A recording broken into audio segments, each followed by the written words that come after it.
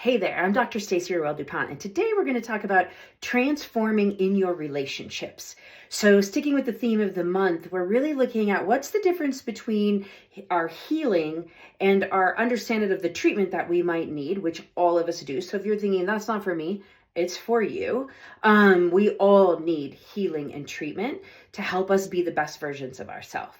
So, if we just really look right now at relationships, one of the first things you need to ask yourself is, what is your identity in the relationship that you're looking to transform? Are you in that relationship with an identity of, this person's here to serve me, this person's supposed to take care of me, somebody should show up for me, the core woundings of, do I belong, am I enough, can I be intimate, can I contribute, some of those pieces, am I safe in this relationship? As you build that identity of what this relationship means to you, you'll have some places that you might be able to transform. So once you figure out what's not working in the relationship and what that identity is that you have about it, now you can ask yourself, well, who do I really want to be in that relationship? What do I really want for this relationship?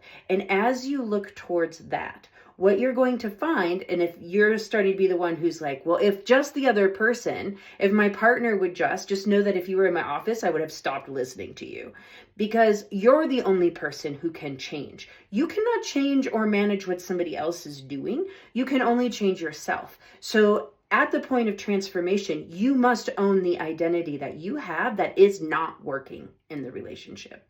What is your role in that relationship that's not working? Because that's what you will have the opportunity to transform and become. Once you've figured out the identity that you might need to own, to be, to become, that will help you set intentions towards actions that you can do every single day that become that person. So even if you're not that person yet, that's okay. We've got to have a bridge between who you are today and where you're headed. First, you need to know who you want to be. So where you're headed, what that looks like. And then we start doing the small actions every single day, consistency over time, that really help you hone in and create the identity for the new person you want to be. If you want a more loving relationship, you must become a more loving partner in that relationship. If you want a more intimate friendship, you must become willing to be intimate and vulnerable within that relationship. Now, I'm not talking about unhealthy relationships where we really need to say, I've done everything I can on my side of the street. Got as much character and integrity and health as I can bring into this relationship, and it's still not working. And that person still isn't meeting me back in health and integrity. At that point, we may need to have a different conversation about why you're in a relationship that might be hurting you or that might be harming you in a way that you don't have any control over. And what's the point of staying in it for you and why you might do that? Lots of different reasons for that. And if you really want to transform your relationships over the next few months, look at, who are you in that relationship and who do you need to become if you want the relationship to be different.